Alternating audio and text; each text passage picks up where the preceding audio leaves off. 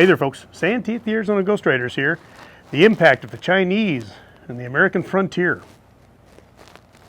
Let's check it out.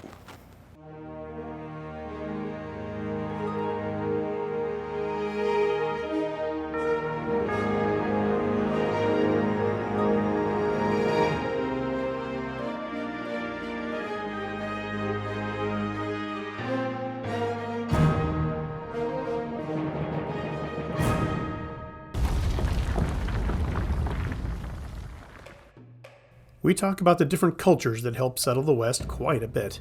So many that we can't really say which of them had the biggest impact. However, right there near the top would be the Chinese. When the California Gold Rush started, people from all over the world made their way to America to seek their fortune. So did the Chinese. They weren't just pulling minerals out of the ground, they were creating commerce and developing California's economy. This extremely hardworking culture understood diversifying and rarely stopped. Back-breaking labor was their key asset. Work hard, make a fine supper, wash a dish, no time for foolishness. Slow down. I just wanted one fortune cookie. I never got mine. In 1864, Charles Crocker needed people to build the Central Pacific Railroad. The workers who responded didn't come close to the number of the men he would need, so he turned to the Chinese community. It worked out well, and by 1869, both coasts of the United States were unified. However, this was not without some huge issues. Since their arrival in America, there was an enormous amount of prejudice towards the Chinese. Folks didn't like the way they kept to their own communities and made little effort to assimilate to the United States. Many were sending money back to China, which, compiled with the other issues, brought taxes and ordinances upon them.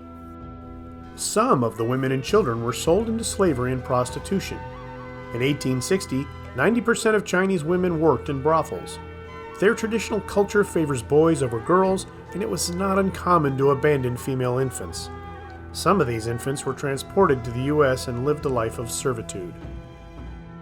They were paid half of what the white workers were paid, and were frequently mistreated. It was so bad that in 1867, 3,000 Chinese workers striked. This was done peacefully, and although their demands were not met, was a stepping stone to America realizing this culture was not meek. Then, in 1882, Congress enacted the Chinese Exclusion Act, which essentially halted their immigration to America. Regardless, the Chinese thrived in communities of their own. They had farms, stores, laundries, restaurants, and even opium dens. They were meeting adversity head-on and succeeding. They turned unusable marshes in Sacramento into hugely profitable farmland. By 1870, Chinese immigrants produced over 75% of all agricultural work in the state of California. It wasn't just California. In fact, Idaho Territory's population in 1870 was around 30% Chinese. Deadwood had a large community with famous entrepreneurs like Fi Li Wang, who built a small empire in the Chinatown area. You know, Wong might be the inspiration for the Deadwood TV shows Woo. Big man. Woo, big man. In future episodes, we'll talk about the Chinese impact in specific areas of westward expansion, including mining, food, and agriculture. Well, folks, that's it for another episode. Thanks for watching. As always, please like, share, and subscribe, and we'll see you on down the trail.